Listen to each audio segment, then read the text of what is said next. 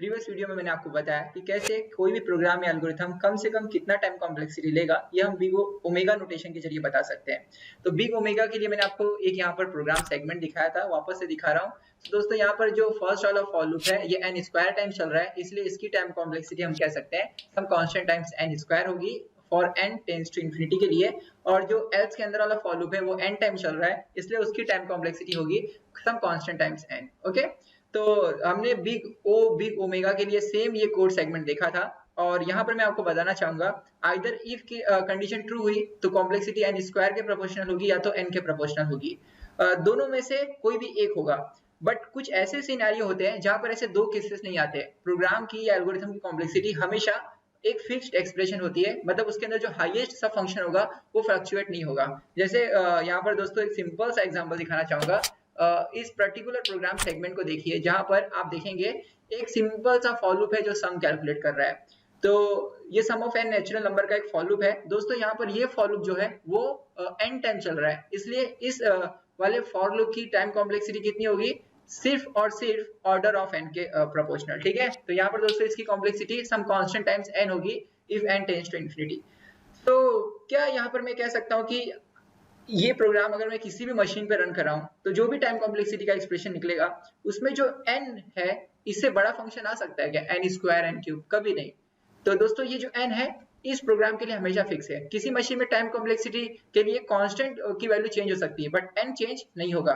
तो ऐसे प्रोग्राम जहां पर जो सब फंक्शन होता है, मतलब हाईएस्ट सब फंक्शन जो होता है वो फिक्स होता है, कोई वर्स्ट केस या बेस्ट केस नहीं दिखता आपको, तो ऐसे सिनेरियो को डिस्क्राइब करने के लिए हम थीटा नोटेशन का यूज करते हैं। मुझे लग रहा है आप अच्छी तरह समझ रहे हैं। दोस्तों ऐसे प्रोग्राम जिसमें ना कोई बेस्ट केस ना कोई वर्स्ट केस, यानी सारे केसेस इक्वल टाइम कॉम्प्लेक्सिटी ले रहे हो, तो यहाँ पर हम यूज करेंगे थीटा नोटेशन को। तो इसलिए दोस्तों थीटा नोटेशन को हम एक सिंपल लैंग्वेज में कुछ इस तरह डिफाइन कर सकते हैं कि when we say that time complexity of an algorithm is theta of f of n, then it means order of growth of time complexity for that algorithm। order of growth मतलब time complexity की जो भी expression होगी उसमें highest जो सब function है वो cannot be greater than or less than f of n। okay, so example के लिए दोस्तों अगर मैं कहूँ कि मेरे time complexity जो algorithm का है वो है थीटा ऑफ एन स्क्वायर, तो इसका मतलब होता है जो टाइम कॉम्प्लेक्सिटी की एक्सप्रेशन होगी उसमें हाईएस्ट टर्म एन स्क्वायर होगा, ना तो एन स्क्वायर से छोटा होगा ना तो बड़ा होगा। जैसे अगर मैं कहूँ टाइम कॉम्प्लेक्सिटी है n+5 या √n+10, तो तब मैं t of n equals to theta N square नहीं लिख सकता। तो t of n equals to theta N square लिख रहा हूँ, इसका मतलब t ऑफ n का जो एक्सप्रेशन है उसमें हाईएस्ट जो टर्म है वो n स्क्वायर है।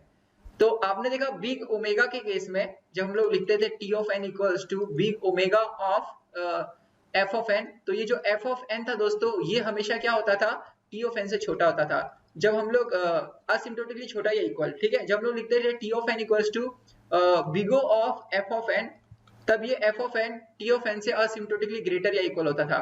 बट थीटा के केस में वो इक्वल होना चाहिए। ठीक है, सिर्फ इक्वल, ना तो ग्रेटर ना तो लेस, यही चीज यहाँ लिखी गई है। तो एग्जांपल बताता हूँ तो अपने आप आपको समझ जाएगा। तो हम लोग कह सकते हैं if time complexity of an algorithm is t of n equals to theta of f of n, then asymptotically t of n is equal to f of n। तो यहाँ पर ना तो ग्रेटर देन वाला केस होगा ना तो less than वाला। एग्जांपल देखिए, सो ये टेबल देखिए जहां पर आप देखेंगे f of n की एक्सप्रेशन है n square plus 2n plus 10 और g of n है n स्क्वायर प्लस 5। सो दोस्तों दोनों में हाईएस्ट फंक्शन देखिए क्या है, सब फंक्शन n स्क्वायर। तो इसलिए मैं लिख सकता हूँ f of n is equal to theta of g of n, या आप उल्टा भी लिख सकते हैं g of n is equal to theta of f of n, मतलब किसको भी अंदर और बाहर लिख सकते हैं। यहाँ पर दोस्तों जो हमारे पास नेक्स्ट एग्जांपल है n cube plus n square plus 9n, और ये g of n देखिए n cube plus 8n plus 7। तो यहाँ पर भी देखेंगे दोनों सब फंक्शन हाईएस्ट सब फंक्शन सेम है, तो यहाँ पर भी ये रिलेशन होल्ड करेगा। वैसे यहाँ देखेंगे तो हाईएस्ट फंक्शन n है और यहाँ पर भी n है, लॉग इन प्रेजेंट है बट वो स्मॉलर है, तो हाईएस्ट क्या है वो देखना है n, और यहाँ पर भी हाईएस्ट n है, तो अगेन ये रिलेशन होल्ड करेगा। यहाँ पर दोस्तों देखेंगे 2n है हाईएस्ट और यहाँ पर क्या है n फैक्टोरियल, तो इक्वल नहीं है, तब यहाँ पर ये रिलेशन होल्ड थीटा वाला नहीं करेगा। मतलब थीटा वाला रिलेशन होल्ड करना है तो हाईएस्ट सब फंक्शन सेम होना चाहिए। बट इसे हम डिफाइन कैसे करेंगे, क्योंकि आपने देखा कि हम बिगो और बिग ओमेगा में ग्राफिकल डेफिनेशन लिख रहे थे, तो ऐसे थीटा को ग्राफिकली डिफाइन करने के लिए एक छोटा सा ऑब्जर्वेशन है। इतना तो फिक्स है कि अगर दो फंक्शन के लिए थीटा होल्ड कर रहा है तो दोनों में हाईएस्ट सब फंक्शन सेम होगा, यानी वो असिम्प्टोटिकली इक्वल होंगे। तो आपको ऑलरेडी पता है जब दो फंक्शन असिम्प्टोटिकली इक्वल हो तो कांस्टेंट के थ्रू एक को बड़ा या छोटा किया जा सकता है। जरा एग्जांपल के जरिए समझते हैं। This one f of n equals to n and g of n equals to n plus 5। तो फ्रेंड्स यहाँ पर अगर आप देखेंगे नेचुरली अगर मैथमेटिकली बात करें तो f of n is less than g of n, correct ना?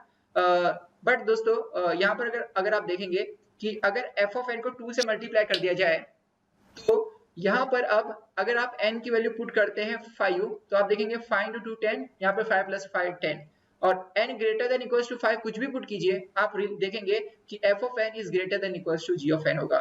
यानी इनिशियली f of n छोटा था g of n से, है कि नहीं? क्योंकि f of n n था और ये n plus 5 था।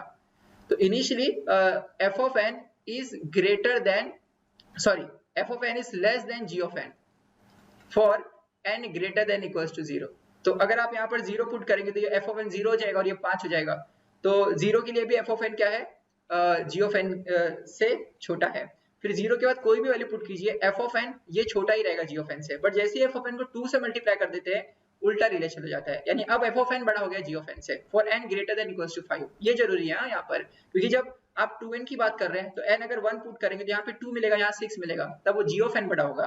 वैसे n equals to 2 पुट करेंगे तो यहाँ 4 मिलेगा, यहाँ पर 7 मिलेगा, ठीक है? तो जब n की वैल्यू 5 होगी तब दोनों इक्वल होंगे, फिर n greater than 5 के लिए f of n बड़ा होगा। इसलिए हम ऐसा कुछ लिख सकते हैं दोस्तों यहाँ पर कि g of n is greater than f of n for n greater than equals to 0 and g of n is less than equals to twice of f of n for n greater than equals to 5। तो ये तभी possible है जब asymptotically equal हो, तभी हम एक ऐसा कांस्टेंट फाइंड कर सकते हैं कि जो फंक्शन आपको छोटा दिख रहा था उसे आप बड़ा बना सकते हैं मैथमेटिकली।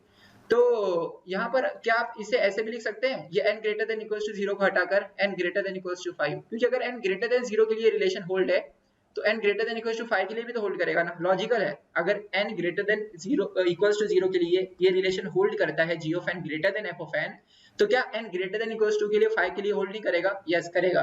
तो इसलिए दोस्तों अगर मैं इसे कट करके कुछ इस तरह लिख दूं तो दोनों को कंबाइन करके हम कुछ इस तरह एक्सप्रेशन लिख सकते हैं कि g of n is greater than f of n and g of n is less than equals to twice of f of n for n greater than equals to 5। So आप यहाँ पर मैं आपको क्या बताना चाह रहा हूँ कि हम अगर दो फंक्शन असिम्प्टोटिकली इक्वल है तो हमेशा एक कांस्टेंट फाइंड करके एक फंक्शन को दूसरे से क्या कर सकते हैं? बड़ा छोटा कर सकते हैं। तो इसलिए दोस्तों थीटा को अगर मुझे डिफाइन करना हो तो हम असिम्प्टोटिक की प्रॉपर्टीज के थ्रू ही डिफाइन करेंगे, कुछ इस तरह कि if g of n belongs to theta of f of n, if there exist constants c1 c2 and not such that c1 times f of n, मतलब f of n को c1 से multiply करके g of n से मैं छोटा कर सकता हूँ और c2 से मल्टीप्लाई करके f of n को g of n से बड़ा भी कर सकता हूँ, ठीक है? ये तभी वैलिड है जब f of n and g of n asymptotically equal हो। बहुत ही डिटेल में पहले भी मैं आपको बिग O और बिग ओमेगा में सेम चीज को बार-बार बता चुका हूं, तो मुझे नहीं लगता कोई आपको डाउट होगा कि मैं क्या बोल रहा हूं कांस्टेंट के थ्रू। तो एक एकदम सिंपल लैंग्वेज में बताना चाहूंगा वापस से कि अगर दो फंक्शन असिम्प्टोटिकली इक्वल हो तो एक ऐसा कांस्टेंट एग्जिस्ट करेगा जिसे आप किसी भी एक फंक्शन से मल्टीप्लाई करके उसे बड़ा या छोटा बना सकते हैं।